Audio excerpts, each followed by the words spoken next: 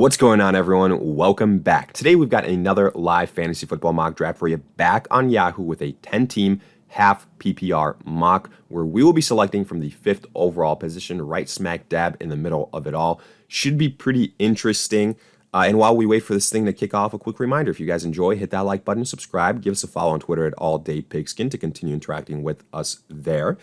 Let us hear it in the comment section, your thoughts along with any other questions you guys might have. We will do our best to answer them all. And lastly, make sure to check out the 2022 ADP Fantasy Football Draft Guide.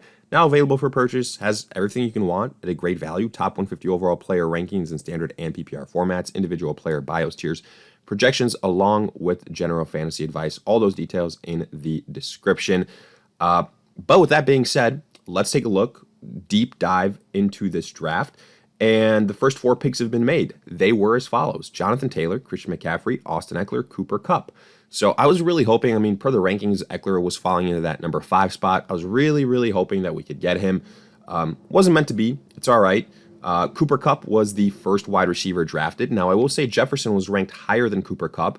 And typically, I would take a running back here, but let's switch things up a little bit. I'll go wide receiver, and I'll go specifically Justin Jefferson. And let's quickly talk Jefferson versus Cooper Kupp at this point, a month out from the season. So, I wouldn't be shocked if you see more and more platforms having Justin Jefferson slightly above Cooper Kupp. And I think this has more to do with the quarterback situation for the Rams than it does really with the 2 wide receivers. And I say that because, more news coming out, not necessarily, anything super worrisome, but the fact that Matthew Stafford isn't necessarily doing as many drills, isn't doing as much throwing. There's rumors that the Rams might want to insure themselves with somebody like a Jimmy Garoppolo if the elbow for Matthew Stafford doesn't hold up. It becomes a situation where if Matthew Stafford doesn't play a full season, all those weapons for the Rams, from Cooper Kupp to Allen Robinson, they take major hits. And, yes, Cooper Kupp I still believe would be a top 5 wide receiver, but I would probably, from a risk standpoint, have Cooper Kupp below Justin Jefferson. Justin Jefferson, there's going to be the case to be made that he is the number 1 wide receiver. I mean, it was being made beforehand.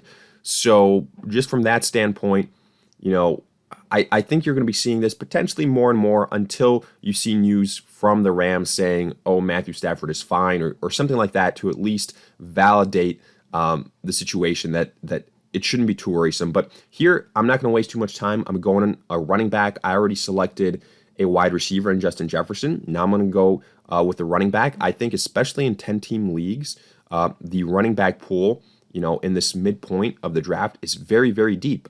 You have guys like Alvin Kamara who are dropping because of the suspension worries, but that's going to neutralize itself out. I made a video not too long ago, discussing whether you should draft Alvin Kamara or not. And honestly, my overwhelming, opinion was, yes, absolutely take him. His suspension won't be at the beginning of the season, and it'll probably be a short suspension, and you can back him up with guys like, Mark Ingram, et cetera. So you just need to draft intelligently if you take Alvin Kamara like in the 2nd round. And if you can get him in the 3rd round, which that's the way this thing is shaping up here, at least in this 10-team mock, then I think that's an absolute steal. He goes with the last pick in the 2nd round. That's really good value. And honestly, I think that he's going to be somebody that has his name continue to rise back up draft boards to an early 2nd round selection, maybe even sneaks in the right circumstance, full PPR, something like that, sneaks in to the end of the 1st round. It wouldn't shock me one bit, and I do think it's justified. I've said it before, to me, he is, a borderline top 5 running back when you consider what he can do with in the pass catching department.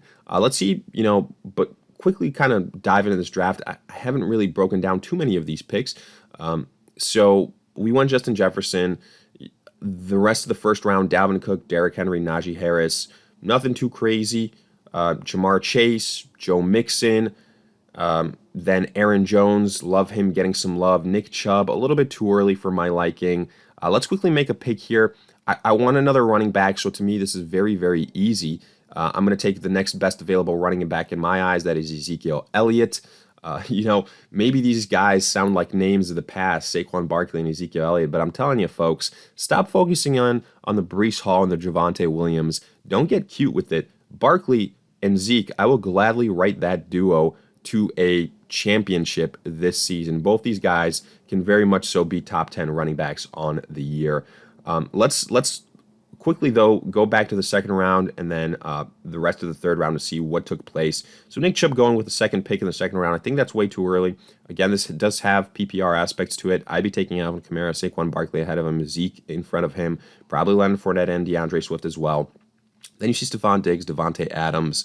We did have a chance to take Travis Kelce here in the second round, potentially get that positional advantage, but I wanted to get a running back. I knew that we needed to pay attention to the running back spot after I went wide receiver in the first round. And I will say, at this point in the draft, if you're selecting right in the middle, fifth overall, fourth, fifth, sixth overall, in that range, and it's a 10-team league, the scenario of taking a wide receiver first isn't too bad of one, especially because, there's some really good running back depth, again, in that second round, at the beginning of the third round. You do need some things to go, to break your way for guys to, probably not be as high on somebody like an Ezekiel Elliott or a Saquon Barkley or a Travis Etienne. And as soon as I say Travis Etienne, he was drafted at the start of the fourth round. I was really, really hoping that he could drop to me, at the middle of the fourth round. Then I would have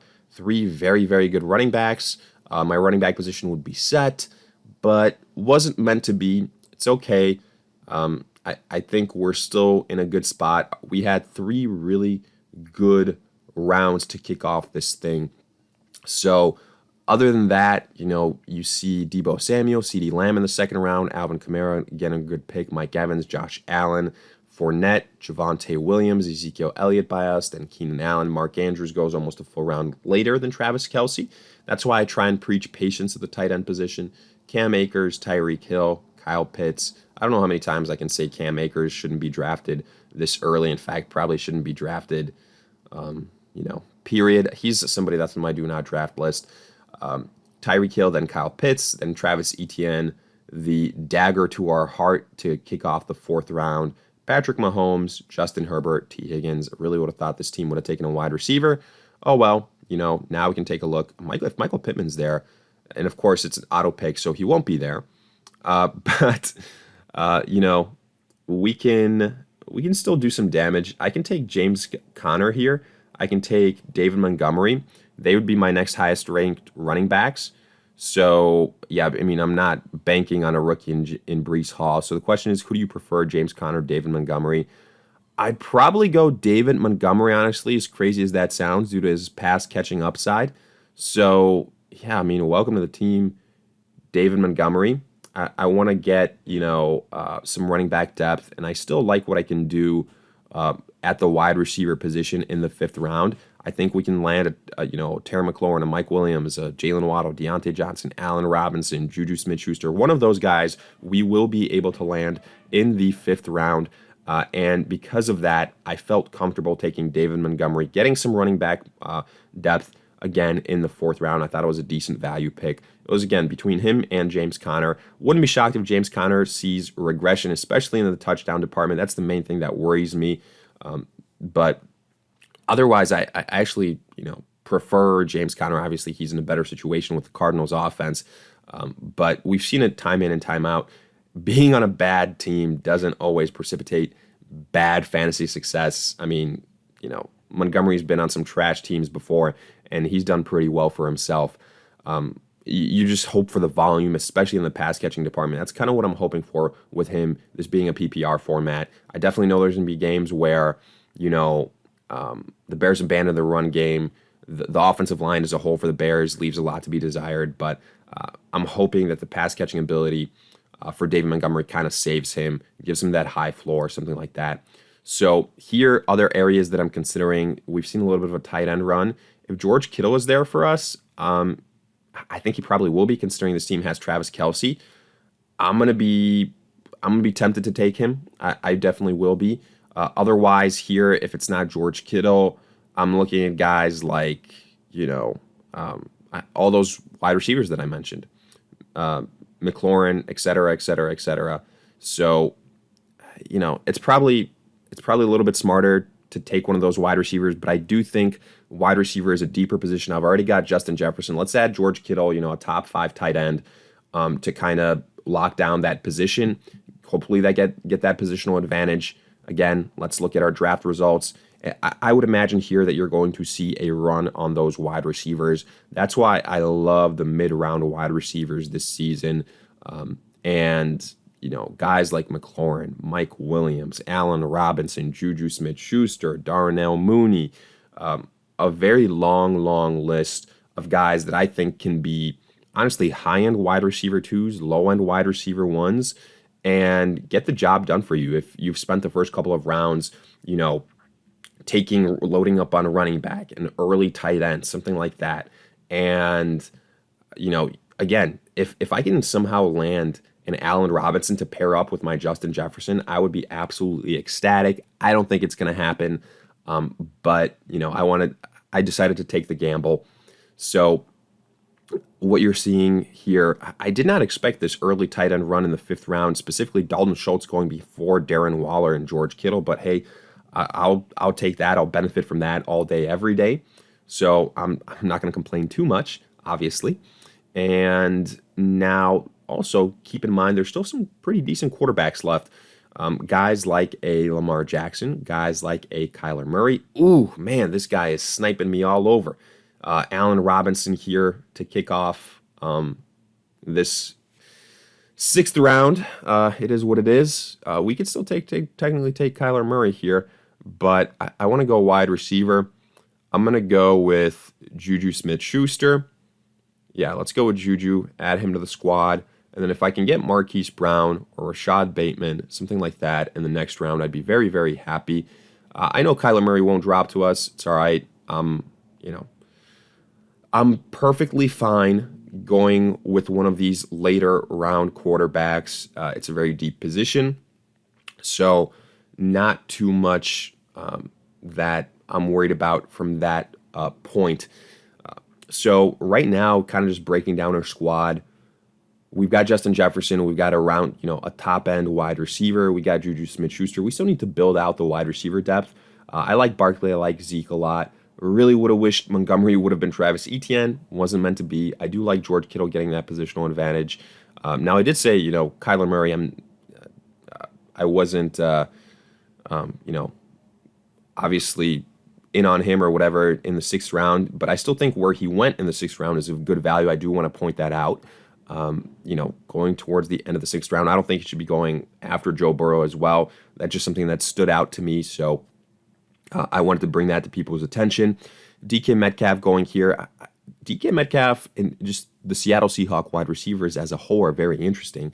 If Jimmy Garoppolo were to go there, for them to get a upgrade at the quarterback position, could see their ADPs absolutely soar. So now we're in a situation here, not quarterback, let's go to wide receiver, where I'm going to continue to load up on wide receiver talent. I'm going Marquise Brown. I think he's a high-end wide receiver, 2. So getting him as a bench piece, I think, is very, very good. This is how you build out that wide receiver depth here in these middle rounds. Guys like Godwin, Rashad Bateman, Michael Thomas, Elijah Moore, Darnell Mooney. Again, it's a very, very long laundry list, and I think we're doing a very good job. So far, I'd probably give this team a B+. We got our anchor at wide receiver with Justin Jefferson. We've got 2 very good running backs in Barkley and Zeke. Montgomery doesn't necessarily need to be a starter for us either. It could be Marquise Brown or one of these later round wide receivers that we go with. So that makes me feel a little bit better. We've got a top 5 tight end. I'm not worried about the quarterback position. We can address that, 2 rounds from now, 3 rounds from now, and we would be perfectly fine. So that's worth mentioning. If I can get another wide receiver here in the 8th round that I like, one of those names that I mentioned, I would be very, very happy. So let's see how this thing plays out for us, if it plays out in our favor. So I'd say the preferred option at wide receiver would be Bateman, it would be Michael Thomas, it'd be Elijah Moore, it'd be Hunter Renfrow, Lazard, even though I think I can get Lazard a little bit later. But those would be the names to keep an eye out for. At quarterback, let's see what we got available. Russell Wilson, I like.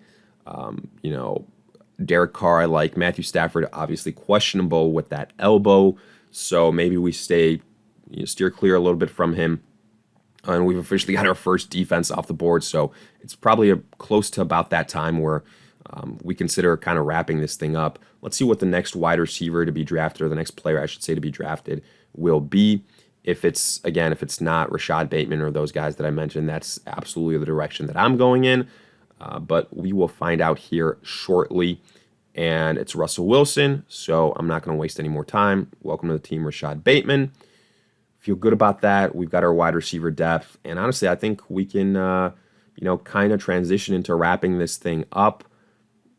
Typically here, knowing who you're drafting with and taking advantage of the size of your leagues and how many other people have taken a quarterback already can be very good. So, it would be a little bit probably better for us to take advantage of the wide receiver depth and then continue to hold off on quarterback a little bit longer. But let's just queue up a quarterback to begin with regardless. So the quarterback that we can queue up here, let's queue up either Tom Brady or a Derek Carr. I'll queue up Derek Carr. I think that, he is somebody that's absolutely going to outproduce his ADP. But let's make one last pick at wide receiver because I still think there's very good value here. Mooney, Elijah Moore, Hunter Renfrow. We're going to be able to get one of those guys. And then we'll wrap this thing up, kind of assuming that Derek Carr is on the squad. I still think it holds. I think we get a B-plus type of roster. Let me know your thoughts in the comment section here. I'll go with Darnell Mooney because of the upside in the pass-catching department. Actually, no. I'll kind of pivot. I'll go Hunter Renfrow to pair him up with Derek Carr later on. But yeah, let me know your thoughts in the comment section along with any other questions you guys might have. I'll do my best to answer them all. If you enjoyed, hit that like button, subscribe, give us a follow on Twitter at AllDayPigskin to continue interacting with us there. And lastly, make sure to check out the 2022 ADP Fantasy Football Draft Guide. Everything you can want at a great value, all the details in the description. But in the meantime, we'll see you guys in future videos.